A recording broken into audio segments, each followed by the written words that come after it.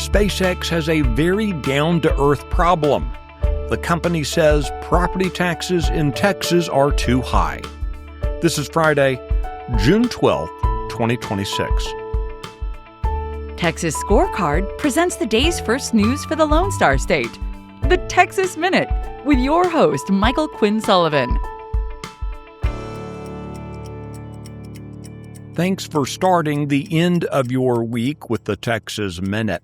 Today's edition is coming to you this morning from Houston, where thousands of Republicans have gathered to kick off their biennial convention ahead of what's expected to be a fiercely contested November election cycle. The convention brings together delegates from across the state to elect party leadership, update their party's platform, and select legislative priorities for the upcoming legislative session.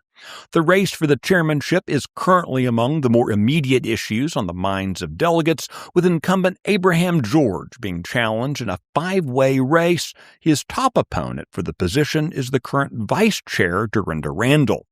Looking ahead to November, Lieutenant Governor Dan Patrick yesterday urged delegates to move past divisions lingering from the Republican primary contests and focus on beating the Democrats.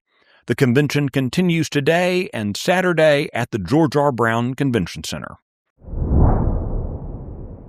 The Houston City Council adopted a $7.5 billion budget this week for its new fiscal year that begins on July 1st.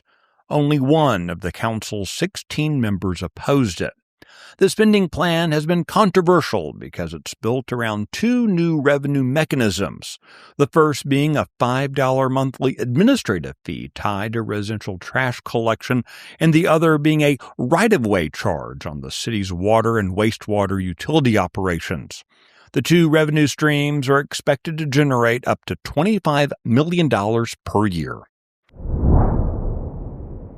While Grimes County in southeast Texas has approved a proposed SpaceX manufacturing facility, the company says it's waiting for needed tax breaks from local school districts before it proceeds with construction.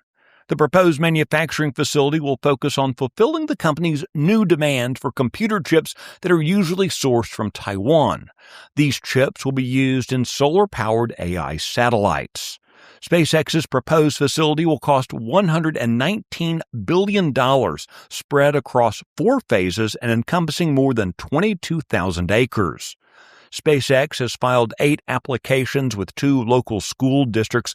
The company wants the M&O property taxes to be frozen at 50% of appraised value for 10 years per project phase, with the state making up the difference for those local districts. According to SpaceX, the property tax burden represents, quote, the single largest recurring cost differential between Texas and competing jurisdictions. The Texas Minute will be right back. News and analysis on what's happening in Texas. End your day with daily headlines from Texas Scorecard. Every day at 5 p.m., join me, Brandon Waltons, as we recap the biggest stories of the day and talk about why they matter to you. From the state capitol to town hall, there's no shortage of events happening. Keep up with it all. Watch and subscribe to Daily Headlines from Texas Scorecard.